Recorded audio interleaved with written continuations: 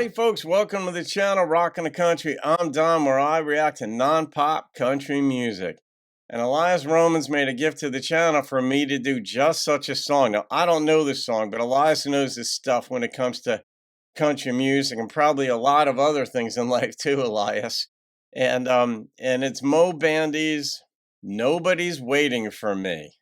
Yikes. I think from prior reactions, people commented that Moe was like one of the rodeo clowns that distracts the bull, or I don't know, the bronc. I don't know if the horses need one, but that from the riders getting stomped. But he's also a really good lyricist and musician, and I've done a number of his songs in the past. But this sounds like the parallels there. Like he's out there putting his life on the line as the rodeo clown as well, because they get in trouble too, out there doing their job.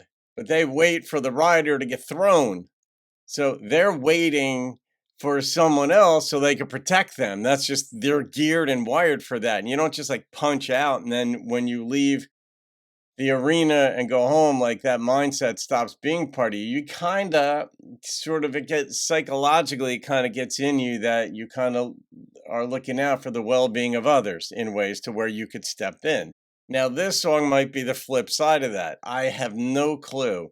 Moe is just good. And I had a comment yesterday that I just wanted to quickly get into. That junk man, let me get the comment up here. This was the comment yesterday that junk man, which is a great screen name, by the way, it cracks me up. But got a question. Do you ever hate a song you react to? It seems almost all the reacting channels find something to like about the songs. They never really seem to hate or dislike a song. Now, I will say this. I have seen other reactors absolutely hate songs and slam them. It's just not my style in life to slam anything. I tend to look for the good in things. There are certain things that I think are absolutely idiotic, but I don't like mean-spiritedness. And that's my one bugaboo in life. I can say I can handle just about anything in other human beings, in my personal, whatever. I do not handle mean-spiritedness well at all. But my orientation is that I grew up detesting country music. I was a rock guy, and I came to country much later in life. And then I am still so pleasantly surprised, no different than the proverbial kid in a candy shop, where when I hear a new song or a new artist, and most of the songs I am hearing for the first time, even if it's a George Strait song that went number one 30 years ago that you guys have been listening to and can sing forward and backwards, it's new to me. And I get to experience it as a grown man with life experience who can relate to the lyrics differently and the instrumentation. And I used to detest banjo and fiddle and steel. Now, if it doesn't have those elements in a song, I am disappointed in a way. But I tend to look for the good in others, and I don't have to force myself to do it. It's just my orientation. It's there. I can find bad too, believe me. I can find douchebags and stupid things and insensitive things and selfish things. I spot that stuff in a heartbeat. It's not only part of my work where I bring that into my life and executive coaching and personality coaching, but it's just part of who I am. It's the way I see things. And I'll leave it at this. My yoga teacher, Ranjita, said during our teacher training, I also am a yoga teacher, just as a sideline thing. I wanted to do it 20 years ago, but she said, because yoga really is about being non-judgmental. And she said, if you're going to believe the bad things about yourself, she told the class the training, if you're going to believe the bad things about yourself, you've also got to be willing to believe the good things about yourself. Then you'll be in balance. And I thought, wow, that I was in a perfect spot to hear that. So just hearing her say that, I thought, let me look at more of the good things that exist, not just the bad things, not just about myself, but about others in the world. And I started to see things more fully, if you will, and enter country music into my life when it did. And I am seeing so many good things in this genre that's partly why I'm staked to my conviction that it is going to make a resurgence. Traditional country. I don't mean pop country. I mean, that's always going to be there, but eventually people get tired of pop music and they want more depth, more substance. Generally speaking, not everybody goes that route. Some people just stay on the surface their whole life. Fine, fair enough. I don't judge that either. It's not my cup of tea, but I am convinced that these independent artists and the traditional artists like Hank Sr. and all these folks, their music and songs like it from neo-traditional artists are going to make a comeback. So anyway, Moe Bandy's Nobody's Waiting for Me. Thank you for this request, Eliyahs.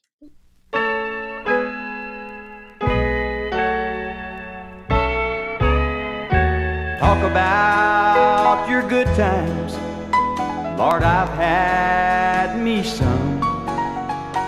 Laughter comes easy to a man when he's young, but I've rode too far on this old whiskey dream, and nobody's waiting for me.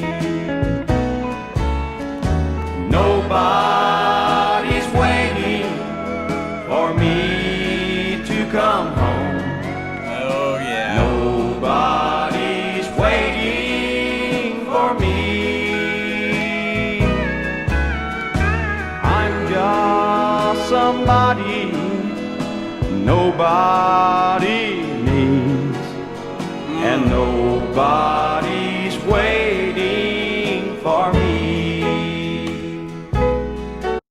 I'm going to say this, if nobody's waiting for you, sometimes you have to take personal responsibility and accountability on that one. It might be you. It might be me, in other words. Like, it's me, oh Lord, type of deal, where if I'm a wallflower at a party, it's not anybody else's fault that I'm not being spoken with. I got to sort of make some measures to sort of fit into the social context and be a little bit more noticed. And I don't mean wearing absurd outfits and hats and skull caps and whatever, propeller bit. I don't mean like that, or just being loud and obnoxious. I mean, just sort of pay attention and take the risk of fitting in or getting involved with other people.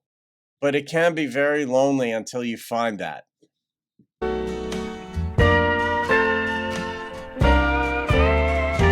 I've used those who love me, and I've spent all my friends, never thinking beginnings would come to an end.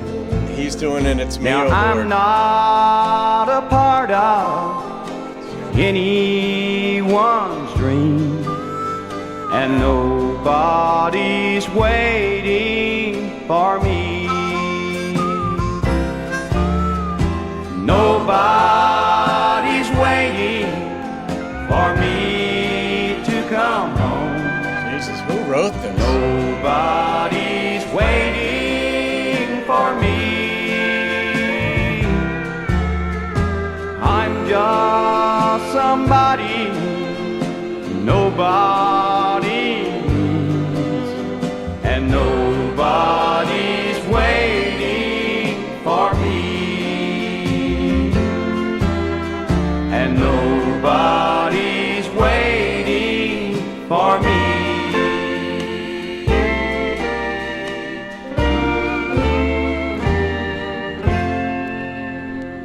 Wow. He took responsibility for it.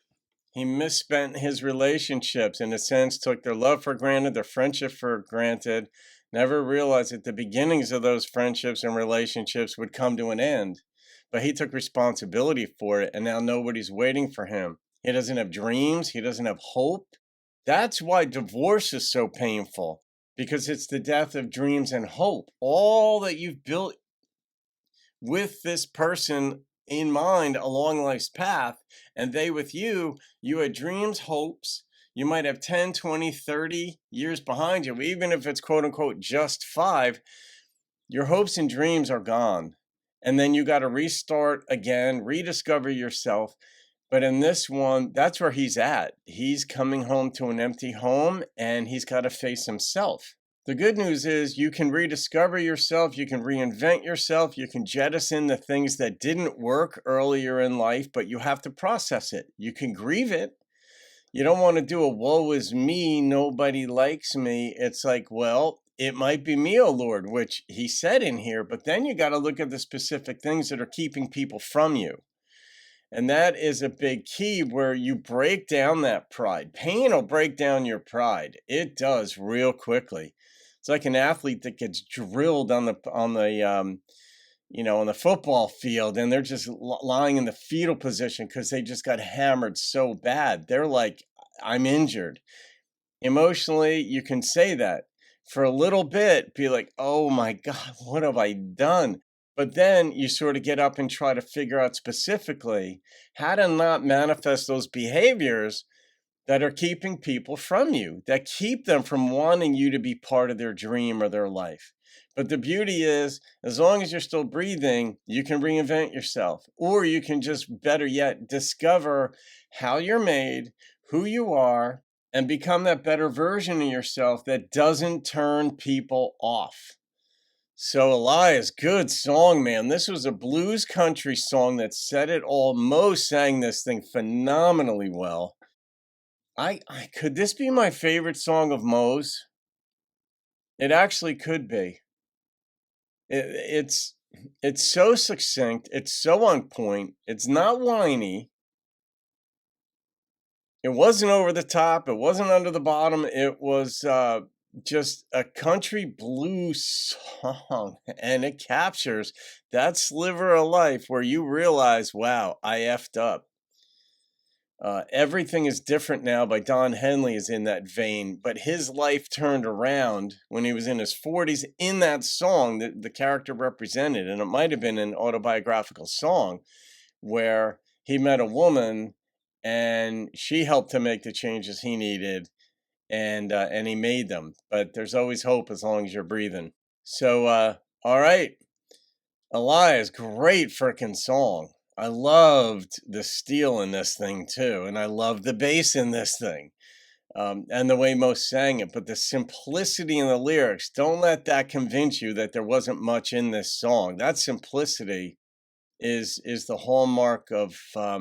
I don't necessarily want to say genius, but it certainly is a respect for the listener that we don't need to put all the details into this song. Let the listener find the details in their own life, and we'll give the blueprint for it and go from there. So the number that popped into my head instantly was a 9.4. That may shock you, but I'm not all into bells and whistles necessarily. Sometimes they work, sometimes they don't. But in this song, it was on point. Traditional, I'll call it neo-traditional with blues, tinge of blues, which is country anyway, frequently. So, all right, guys. Eliyahs, thank you for that gem. That's why I'm so happy. That junk, man, that partly explains it. I never would have experienced this if I didn't get into country. And it's the real deal. All right, guys, have a great day. See you on another video and keep rocking the country.